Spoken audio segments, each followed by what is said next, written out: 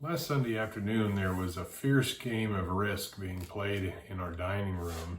The names of the various players will be kept anonymous to protect the guilty and the innocent. Anyway, if you're familiar with the game of Risk and though it's advertised as the game of strategic conquest, it involves a game board that's got basically a picture of the world with various countries or areas on it, and the players have to put their armies in various places and they try to conquer the world. And this, I wasn't playing in this particular game, but I was sitting in another room and I could hear what was going on, and the players were jockeying for various alliances. It's to your advantage, of course, to form an alliance with another player to try to conquer another one, a different player. But on the other hand, you could hear the banter going back and forth. Well, you didn't help me on this last one, so I'm going to, back and forth it went. But that's kind of the nature of war. Sometimes victory depends on the allies that you have.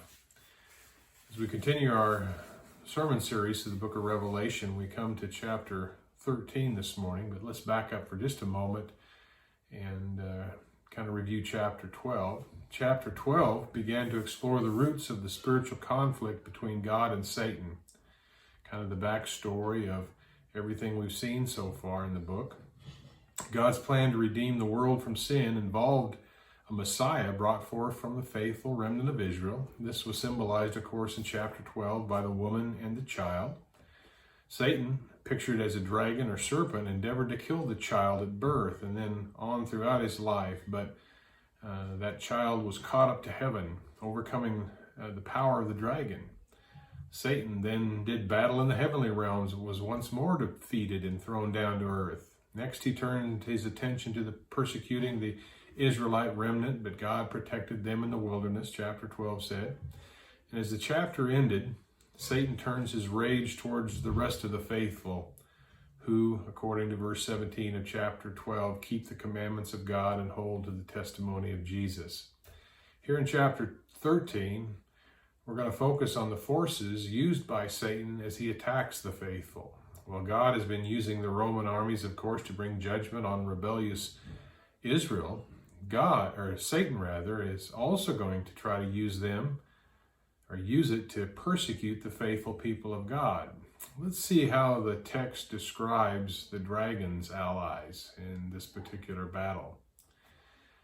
The chapter divides into two places. Verses 1 through 10, we have the sea beast, and then verses 11 through 18, or the end of the chapter, we have an earth beast. So two allies brought into this conflict by the great dragon. Let me read verses 1 through 10. Revelation chapter 13, starting in verse 1, it reads this way. It says, "And the dragon stood on the sand of the seashore. Then I saw a beast coming up out of the sea, having 10 horns and 7 heads, and on his horns were 10 diadems, and on his heads were blasphemous names. And the beast which I saw was like a leopard, and his feet were like those of a bear, and his mouth like the mouth of a lion. And the dragon gave him his power and his throne and great authority. Then I saw one of his heads as if it had been slain, and his fatal wound was healed, and the whole earth was amazed and followed after the beast. They worshipped the dragon because he gave his authority to the beast, and they worshipped the beast, saying, 'Who is like the beast, and who is able to wage war with him?' There was given to him a mouth speaking arrogant words and blasphemies, and authority to act for 42 months was given to him, and he opened his mouth in blasphemies against God, and to blaspheme his name and his tabernacle, that is, those who dwell in heaven. It was also given to him to make war with the saints and to overcome them, and authority over every tribe and people and tongue and nation was given to him. All who dwell on the earth will worship him, everyone whose name has not been written from the foundation of the world in the book of life of the Lamb who has been slain. If anyone has an ear, let him hear. If anyone is destined for captivity, to captivity he goes. If anyone kills with a sword he must be killed. Here is the perseverance and faith of the saints." So let's focus for a moment and talk about this particular ally of the dragon, the sea beast. Satan, of course, in this section is calling for reinforcements in his battle against God and his people. He hasn't been very successful, but Satan doesn't give up easily. He calls up a beast from the sea of humanity. This beast symbolizes the rise of the Roman Empire, at least in my understanding. It will become the tool of Satan to try, who he's going to use to try and accomplish his evil purposes in destroying the faithful. It is representative, if you will, of the political/military side of the persecution. Of course, the beast presents an imposing, diabolical figure in the image, of course. It's got horns and heads and diadems. Those things are all symbolic in one way or another of the great power and authority wielded by the Roman Empire in its day. The heads likely refer to the Roman Caesars themselves as leaders in the empire. Blasphemous names are perhaps references to each Roman emperor's claims to be God himself. The different animals of the vision could symbolize the various characteristics that made the Roman Empire the dominating and devastating force that it was. Swift and strong and ferocious. In its day, nobody withstood the Roman armies. The real source of the power, of course, for all the evil that the Roman Empire brought about was Satan. The dragon gave his power to this beast. He empowered it for all the persecution it brought about for God's people. There are various theories among commentators regarding the fatal wound on the beast that it recovered from. Whatever this wound represents, the empire itself survived and emerged as strong as ever. This amazing recovery of the beast prompts many to give allegiance to it, as well as to worship the authority standing behind it. The beast goes on to mock all things holy and good and right, and Satan makes sure to give it everything it needs to wage its ruthless campaign of persecution. Those who hadn't given their allegiance to God are lining up, if you will, to worship at the feet of this monster. So that's the sea beast, verses 1 through 10, the first ally of the dragon. Let's move on in the last half of the chapter to the earth beast, another monstrous figure to do Satan's bidding. Let's read verses 13 through 18. John says, "Then I saw another beast coming up out of the earth, and he had 2 horns like a lamb, and he spoke as a dragon. He exercises all the authority of the first beast in his presence, and he makes the earth and those who dwell in it to worship the first beast, whose fatal wound was healed. He performs great signs, so that he makes even fire come down out of heaven to the earth in the presence of men. And he deceives those who dwell on the earth because of the signs which was given to him to perform in the presence of the beast, telling those who dwell on the earth to make an image to the beast who had the wound of the sword and has come to life. And it was given to him to give breath to the image of the beast, so that the image of the beast would even speak and cause as many as do not worship the image of the beast to be killed. And he causes all, the small and the great, and the rich and the poor, and the free men and the slaves, to be given a mark on their right hand or on their forehead. And he provides that no one will be able to buy or to sell except the one who has the mark, either the name of the beast or the number of his name. Here is wisdom. Let him who has understanding calculate the number of the beast, for the number is that of a man, and his number is 666. All right, following that description, let's kind of unpack this particular part of the vision. This particular satanic ally could be representative of the religious side of the persecution. We talked about the sea beast being the political/military side. Perhaps this ally emphasizes the religious side of the persecution, the effort to draw all into the Caesar cult or worship of the emperor as God. He doesn't appear to have the same power and authority as the first beast. You'll note this beast only had 2 horns versus the 10 horns of the first beast. But this particular land beast plays off the sea beast's power. Later, this beast in the book of Revelation is going to be referred to as the false prophet. We'll get to that in chapter 16 and verse 13. Those who were promoting the Caesar cult are given power to perform signs for the purpose of deceiving all who fall prey to their tricks and to practicing idolatry. The religious beast in this sense feeds the political or civil beast. They work in tandem along with the dragon. The devilish deception, of course, continues, growing in power and influence until many who refuse to bow the knee to Caesar are given the death penalty. Those who give themselves over, of course, to satanic influence receive his figurative mark of ownership, just as God's faithful receive his mark. We saw that back in chapter 7 and 9. We'll see it again in 14 and 22. God marks those who are his, and Satan, of course, the dragon, marks those that swear allegiance to him. Those who faithfully resisted the earth beast deception and didn't receive the mark, those suffered economic sanctions for their non-compliance.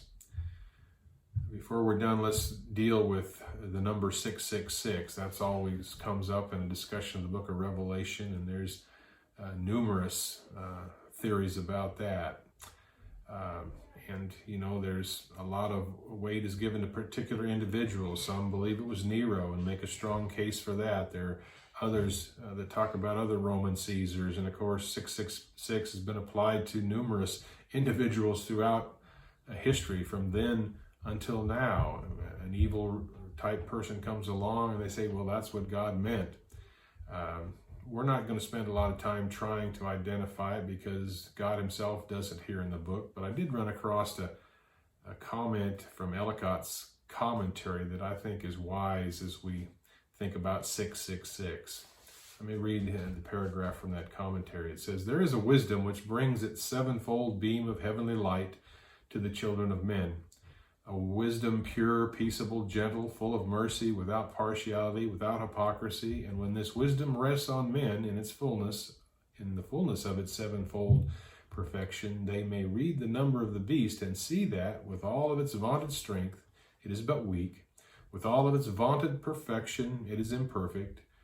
That though it vaunts itself as rich, increased in goods, and needing nothing, it still lacks that one needful thing, and that, of course, is faith in God, or the love by which faith works. Without this, it will never attain even the appearance of that perfect heavenly number symbolized by 7. It may multiply itself in earthly strength, the power of worldliness, and the power of worldly wisdom, and this again, by the power of 100-fold satanic subtlety, but it will remain still short of the tokens of the kingdom of God, and the number when read will be, however godlike it looks, but the number of a man after all." He concludes this way. He says, "I am disposed therefore to interpret this 666 as a symbolic number expressing all that it is possible for human wisdom and human power when directed by an evil spirit to achieve." I think that makes a lot of sense here. Rather than spending a lot of time trying to identify a symbol that we're not given specific identity of, 666 just here represents the efforts of Satan and his beasts and all those who swear allegiance to him. It's still imperfect, falls short in a multiplied way of 7. 6, of course, is short of that, so it's kind of imperfection multiplied. It's doomed to failure ultimately, and we'll talk more about that. All right, let's make some application of this chapter for our thoughts in the world in which we live. Again, we're removed by centuries from the events that the book of Revelation is talking about, but I do believe every chapter has something we can learn from, and that's what we're going to seek to do here from the words in Revelation chapter 13. I'm going to focus our thoughts on what I'm going to call the nature of evil. This chapter has discussed a lot of evil things and some evil imagery, some evil beasts are focused in defeating God and his people. But let's just talk about the nature of evil itself. I think there's some lessons we can learn because we still face evil today. We live in a world that seems bent on evil. The discussion goes on whether it's as bad now as it was then. Perhaps that's not a profitable discussion. You can make a case for either side, but every era has its evil. What can we learn about the nature of evil from what we've seen here of John's record of Satan's efforts here to defeat the people of God, the plan of God? Number one, as far as the nature of evil is concerned, is that it seeks allies to accomplish its purposes. Evil seeks allies to accomplish its purposes. That, of course, is seen here in the dragon calling forth this sea and earth beast. It could have done battle on its own, but no, it needs allies, and Satan is trying to marshal those allies for his cause. I believe evil today still seeks power in numbers. I'm reminded of Exodus chapter 23, verse 2, among other instructions that Moses is giving the people, God through Moses. We find this. Exodus 23, verse 2 says, "You shall not follow the masses in doing evil, nor shall you testify in a dispute so as to turn aside after a multitude in order to pervert justice." And that verse just hones in on this particular part of the nature of evil. It likes to multiply. It finds comfort in numbers. It finds strength in numbers. And that's why evil tends to grow. It's perhaps what's behind Peter's comment in 1 Peter chapter 4, verses 3 and 4. 1 Peter 4, verses 3 and 4. In that context, he's encouraging the Christians he's writing to bear up under the suffering that they're facing. As part of that, he says in these verses, says, "For the time already past, is sufficient for you to have carried out the desire of the Gentiles, having pursued a course of sensuality, lust, drunkenness, carousing, drinking parties, and abominable idolatry." So he's telling these Christians there was a time when you pursued those kind of things. Now isn't that time if you've confessed Christ. But he goes on to say there in verse 4, he says, "In all this, those that are continuing in that, are perhaps your old cronies in evil," he says, "in all this they are surprised that you do not run with them into the same excesses of dissipation, and they malign you." So again, for these Christians, if they had given up those sinful practices, their old people they ran with are now making fun of them. They're bad-mouthing them for that, because evil likes numbers. And that's what we're seeing here in this chapter about the nature of evil. It seeks allies to accomplish its purposes. Number two, another part of the nature of evil is that it can appear insurmountable. Evil can appear insurmountable. I think there's a lot of people today look at the world around us and think, man, it's destined to blow itself up. Evil is running rampant. It's uncontrolled. It's taking over. Well, that may or may not be compared to other times in history, but evil tends to present itself that way. I'm thinking earlier in this chapter, do you remember the description of the first beast in verses 1 and 2? It says, "The dragon stood on the sand of the seashore. This beast comes up out of the sea. He's got 10 horns and 7 heads and 10 crowns or diadems on the heads and blasphemous names on the heads. He's like a leopard, and his feet like a bear, and his mouth like the mouth of a lion." What a frightful picture. What a scary picture that presents. And you look at a beast like that, and you might think, well, who can overcome that? Evil presents itself in those kind of ways. It likes to present itself in the sense that, well, you can't defeat me. We're insurmountable. We're unconquerable. It's kind of the place that Elijah the prophet fell into as he faced the evil of his day. You know Elijah's story. There's a great battle on Mount Carmel in 1 Kings 18, but he wins a great battle there, but then Ahab's wife, Jezebel, puts a contract out on his head, if you will, and he's forced to run for his life, and he falls into the pits of despair in the face of the great evil he was doing battle against.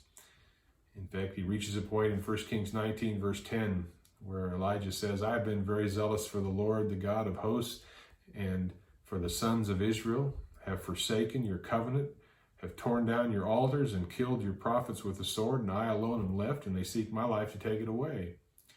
Elijah was on the brink of giving up because, he, in his mind, despite his best efforts, it looked like evil was taking over. It looks like it could not be conquered. Of course, you know the story that God hadn't given up. And we need to remember that as well as we face evil in our world. It can look insurmountable. It can look like a monster, but yet it's not unconquerable. It's not insurmountable when you've got God. Number three, third part of the nature of evil is that it relies on deception. We've seen that several times in chapter 13 here. Back in verse 11, it said, "Then I saw another beast, this land beast or earth beast." It said, "I saw another beast coming up out of the earth, and he had two horns like a lamb, and he spoke like a dragon." That was part of the deception, I think, of this particular beast. Maybe presented itself as a lamb, kind of innocent and not very threatening at all, but his voice gave him away. He speaks as a dragon, so there was a dichotomy there that was very deceptive to a lot of people. It's made even more plain in verse 14 of this same chapter 13, Revelation 13, verse 14. Going on to continue talking about the beast, it says, "And he deceives those who dwell on the earth because of the signs which was given him to perform in the presence of the beast, telling those who dwell on the earth to make an image to the beast who had the wound of the sword and had come to life." So there it just flat out says this earth beast's job was to deceive. And he did that job very well. The dragon himself, of course, the maestro of this evil orchestra, is spoken of as a great deceiver. Back in chapter 12 last week, you remember verse 9? It said, "And the great dragon was thrown down, the serpent of old, who is called the devil and Satan, who deceives the whole world. For he was thrown down to the earth, and his angels were thrown down with him." So it's no wonder that the earth beast is a deceiver, because his master, the dragon, is the one who is charged with deceiving the whole earth. Number four, another part of the nature of evil is that it seeks to marginalize its victims. Seeks to marginalize its victims. In verse 17 of chapter 13, we talked about the mark given to those who worshipped the beast, that claimed to be on his side. There was a penalty to pay for those who weren't on the beast's side, who didn't swear their allegiance to the beast or worship the beast. It says, "And he provides that no one will be able to buy or to sell except the one who has the mark, either the name of the beast or the number of his name." So things got bad enough for the faithful that they started to be pushed to the margins of society. And evil tends to do that. Not only does it find allies for itself and build its own core group, but it pushes those who don't buy into the whole scheme of things to the margins. Evil seeks to marginalize its victims, and you see that a lot in our culture and situation today.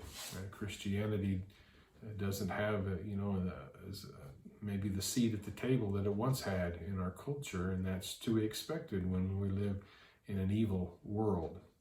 Fifth and finally, about the nature of evil, and this is the most important one of all, is to remember that it will not ultimately prevail.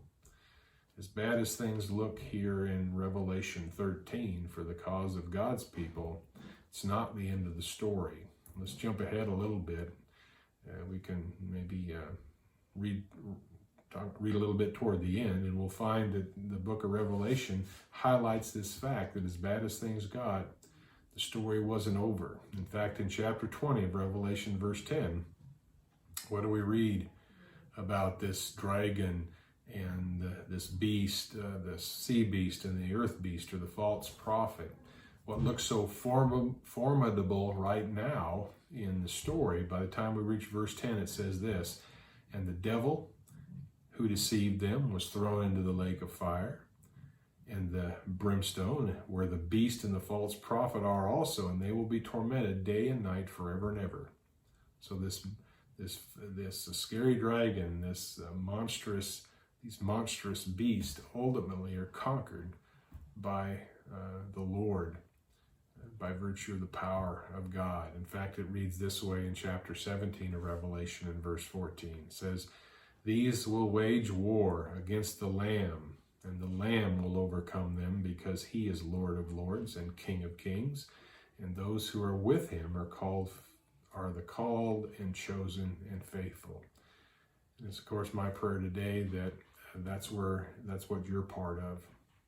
If you're a child of God, then you are part of the called and chosen and faithful, and it's our task to remain connected to the Lamb.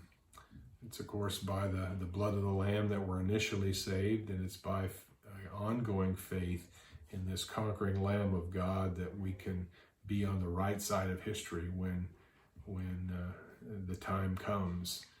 We're guaranteed to be an overcomer. You know, as bad as evil seems to be, we don't need to despair. The book of Revelation is a testimony to the fact that ultimately God will prevail. Ultimately, evil will be defeated, and we want to be on the side of this conquering Lamb when that time comes. God bless you as you interact with the world around you this next week. I don't know to what extent, we're all living in evil times, as they say, and there may be some personal things going on in your life that you would classify as evil things that are causing you trouble, but just bear in mind that evil doesn't have the final say. God, of course, will overcome all evil, and we want to be with God when that time comes. God bless, and have yourself a great week.